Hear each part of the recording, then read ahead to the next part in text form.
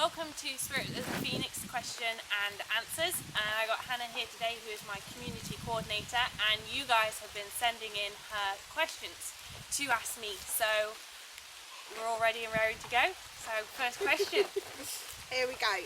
So the people would like you to tell them and me more about your time at the Wild Horse Sanctuary in America. Okay, so when I was finishing my occupational therapy degree, I decided to go and spend some time observing horses in large herds, especially across in England. We don't seem to keep our horses too much in big large herds. So with that I was able to start to get an understanding of what is more natural behaviour for the horses. So how they would communicate with each other, how they organise their pecking order, how they would sort out conflict, how the new horses, when they arrived as foals, how they interacted, so that when I was carrying out sessions with people, I was then able to see how, okay, that's not natural for a horse to do, so that's showing up something within the human, or in the wild the horses would do that if they were trying to get this message across. Next question. How did you come to form Spirit of the Phoenix? What was your inspiration behind it? Nobody knows this, but the first initial idea I've ever had of Spirit of the Phoenix was I was dancing around my parents' kitchen to Michael Jackson's They Don't Care About Us song. And while I was dancing around, I thought, God, wouldn't this be amazing if you had a whole bunch of riders with different disabilities riding and doing some kind of synchronized dance to it. And then I thought, wouldn't it be brilliant if I could do this all the time? And then I came across a piece of research by an occupational therapist who was doing this type of work, and I thought, just as finishing university, that's my dream job, that's what I'm going to do. So then I spent a year going around different places, gaining more qualifications and understanding how to do occupational therapy in this area, and then came up with the idea of, okay, there's no one doing it just the way I want to do it, so I might as well just start my own business. Brilliant. So what were your first steps that you took when you created Spirit of the Phoenix? I spoke to different self-employed people and see how they started up their business. I also spoke to other occupational therapists who were an independent practitioner and working out in the community, and then sat down and did a business plan. So moving on from that, who did you approach?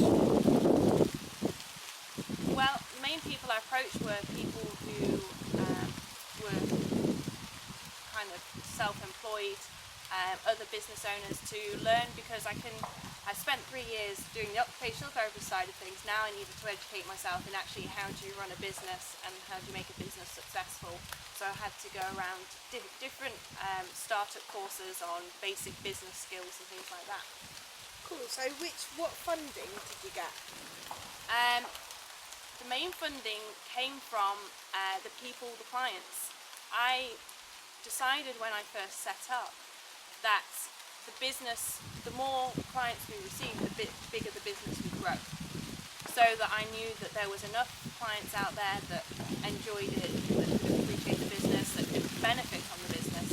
So basically, as people came and had a session, that money then was reinvested in the business to spread the word, to get more equipment, to change facilities, things like that. Lovely. So moving on really to your daily life within Spirit of the Phoenix. So how does it feel not to be in a traditional setting when working as an occupational therapist? I love it. Absolutely love it. I'm able to do what I feel is a really pure form of occupational therapy. It's out in the natural setting, they're doing activities of daily living, all that kind of jazz, and it feels nice to be spreading the area, to think, okay, where else can we help people, how else can we help people that maybe other settings aren't able to. So what do you first notice about people when they come and see the horses? So like their first session, what are your What I notice is a lot of the time the people, when they get referred or when they explain how they're feeling, things like that, when they come down to the farm, it's such a different environment. It's quite relaxing. You're out in a big 20-acre field surrounded by oak forests. So a lot of their stress levels are already lowering as they've come into the farm and they've had a cup of tea and they've just gone. So a lot of the symptoms that may have shown up in everyday life may not actually show up here. So we're able to kind of get to the root cause a bit quicker. And if you say with a lot of teens that may have behaviours that aren't acceptable elsewhere, those behaviours don't normally show up here because they're motivated, they want to learn more about the horses, they want the interaction, they like the responsibility of having to ask the horses to do different things. So not always the same behaviours show up that they first initially come with. So, and finally, my last question for you, how does Spirit of the Phoenix make you feel, and what do you gain personally from it? Okay, how Spirit of the Phoenix makes me feel is, I guess happiness is it's nice to be able to share with people and contribute to people, especially with regards to health and well-being, and help people get back to their own happiness or have the tools to be able to live the life that they want. Especially doing it with horses, which is one of my passions. Being able to know the two is just a dream come true, and each day I come down to the field and finish my day off sat in the field with the horses with a cup of tea, just reflecting over the day and thinking, I am lucky. I am very, very lucky. Oh, lovely. Thank you. You're welcome. We'll see you soon.